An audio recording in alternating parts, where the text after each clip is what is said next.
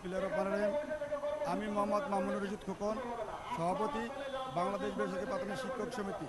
আপনারা জানেন যে দীর্ঘ 1 মাসের বেশি আমরা এই জাতীয় প্রেস ক্লাবে আন্দোলন করার পরে জাতীয়করণের জন্য ইতিমধ্যে একটি চিঠি হয়েছে এবং সেই চিঠিটা প্রাথমিক ও গণশিক্ষা মন্ত্রণালয় থেকে আবারও সারসংক্ষেপ মাননীয় প্রধান উপদেষ্টার কার্যালয়ে প্রেরণ করা হয়েছে।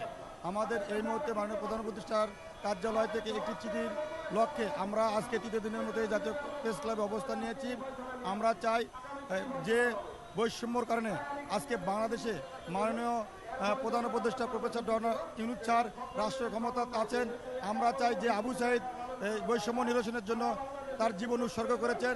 আমরা দীর্ঘ 1.5 যুগেরও বেশি এই প্রাথমিক বিদ্যালয়গুলো ব্রিটিশ সরকারের আমলে অনেক আন্দোলন সংগ্রাম পরেও যখন আমরা জাতীয়করণ থেকে বিতাড়িত হয়েছি, অনেক আন্দোলন সংগ্রামের পরে আমাদের শিক্ষক নিহত হয়েছে, আহত হয়েছে, তারপরেও এই বিদ্যালয়গুলো জাতীয়করণের চিঠি হয়নি। কিন্তু ইতিমধ্যেই মাত্র 9 মাস রাষ্ট্র ক্ষমতার থাকার মধ্যেই মাননীয় প্রধান উপদেষ্টার কার্যালয় থেকে এই বিদ্যালয়গুলো জাতীয়করণের জন্য চিঠি করা হয়েছে। আমরা চাই এই চিঠিটা যদি দ্রুত বাস্তবায়ন হয় তাহলে আমাদের এই বিদ্যালয়গুলো জাতীয়করণ হবে। যদি আজকে 12টার মধ্যে যদি আমাদের এই বিদ্যালয়গুলো জাতীয়করণের জন্য সুনির্দিষ্ট কোনো তথ্য প্রেরণ করা না হয় বা কোনো ব্যক্তিকে না প্রেরণ করা হয়, তাহলে আমরা 2টার দিকে মাননীয় প্রধান উপদেষ্টার কার্যালয়ের দিকে অভিমুখে লং মার্চ করবো ইনশাল্লাহ।